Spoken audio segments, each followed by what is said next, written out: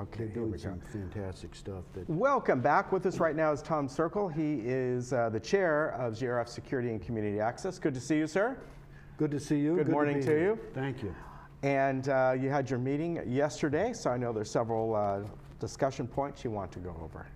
Yeah, first of all, I'd just like all of the residents of Laguna Woods to realize just how good Tim Moy, our chief of security, is, the job he's doing. Him and his staff, working with our committee, I'm extremely happy at the upgrade I've already seen in our motor patrol. Take, for an example, within the last 2 weeks, I mean, they stopped, detained 2 suspects who were stealing golf carts. Yeah, I remember hearing about that, yeah. And got sheriffs out there. I mean, that kind of work would not have been done in the past. So Chief Moy is really doing a heck of a job.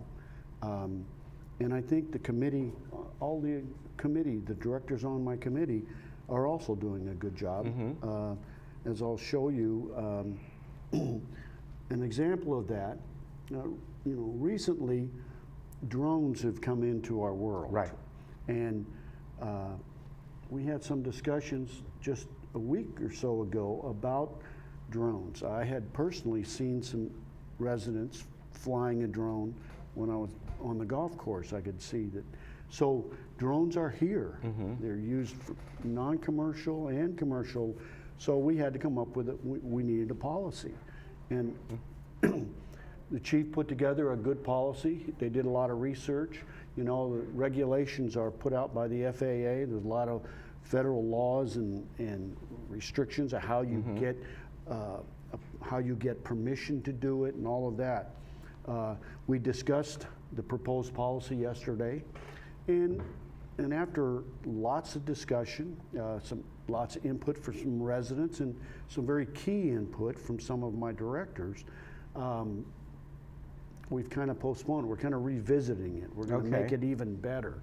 So I don't want to announce the policy yet, but we are working on it, and we're trying to be progressive in our security department. We're trying to get ahead of things and have policies in place, like our rain event. Yesterday, the chief had it sitting there, right there, his policies and procedures for a rain event for obvious reasons that we're going through right now.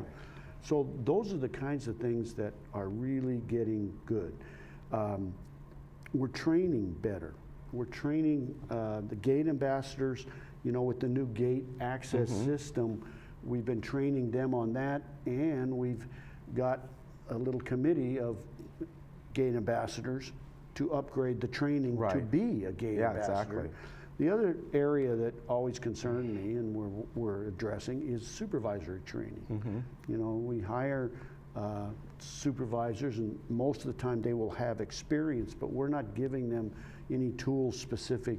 We had not been giving them tools. We're doing that now. Okay. And another nice thing about the chief is when we bring training to them, it's certified training from appropriate people that are qualified. It's not just one man stand up and start saying, well, this is what you ought to do. Right. So all of our training will be supported by qualified people. And that's very, very important. The disaster preparedness program here, the task force, has always been good volunteers, but it just wasn't robust enough.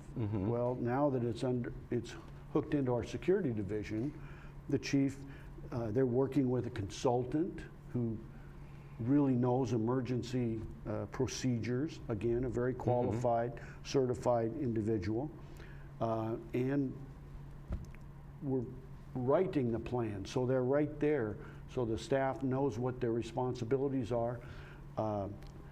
They're in the very near future, they're going to be doing some tabletop exercises to make sure that staff has the appropriate handle and knows what to do in different kinds of disasters.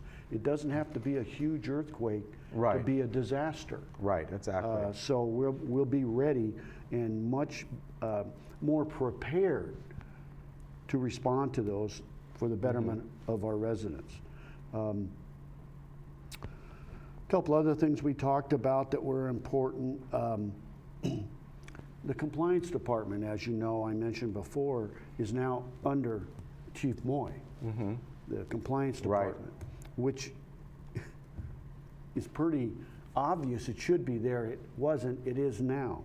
They're coming up with establishing a hotline so people can call in with issues that they want us to look into. The compliance department, in my opinion, was understaffed and underappreciated, and now we're getting some of the supervisors and some of the more senior security people who are actually going out and investigating things and being an arm and leg Right. of compliance, so that when a violation occurs, they do a valid investigation and provide the boards with appropriate factual information so that the board in discipline matters can be fair Right, exactly. with everyone. So we're really improving that process, which is also very exciting to me. Let's see. And I think last but not least, the chief and our committee are looking at a lot of different policies and procedures that were done for a long time. I mentioned when I was working the security a couple of years ago, when a plumber would come into a manor and nobody was there, maybe they couldn't be there that day, we would send a motor patrol officer to go in and sit there and watch that plumber work for 5 hours. Yeah. So, well, we're altering that, and the new policy is going to be that, 30 minutes. Okay, we'll come and check and get you in, and then if it's just a quick job, we'll stay. Right. If it's going to be 2 hours, we're going to go back to patrol. Right. And then come back at the completion, which is a little more logical. Yeah, exactly. And it keeps the troops out there. Right, exactly. Keeps them moving. Keeps them doing the Yeah. job that we want them to do. Last time I was on, I talked about the bike patrol. Right, exactly. Well, we have ordered the bikes, all the equipment, and the chief is now looking at all the personnel and has put out a memo. Anyone who's interested in doing that, apply. So they'll be making sure that the bike patrol officers are able to do it physically. Right. And there's there's training that we'll be bringing to them from certified people. Okay. So that's a really good That'll be thing. great. The other, and lastly,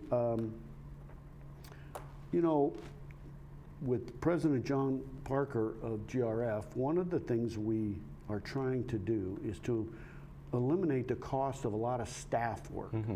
We have just way too many meetings, and that's staff. Yeah, they can't do exactly. their job. They have to come to the meeting, take notes, and participate in all of that.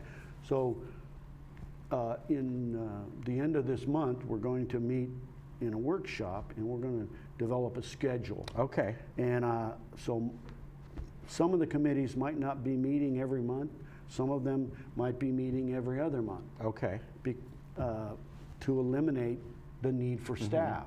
Plus, if something comes up in a meeting in a month that you're not meeting, all it is an email. Yeah. I'm calling the meeting Friday at 10. Right, exactly. And the particular directors will be there. And you'll notice the meeting and all of that. So we're just trying to get more efficient.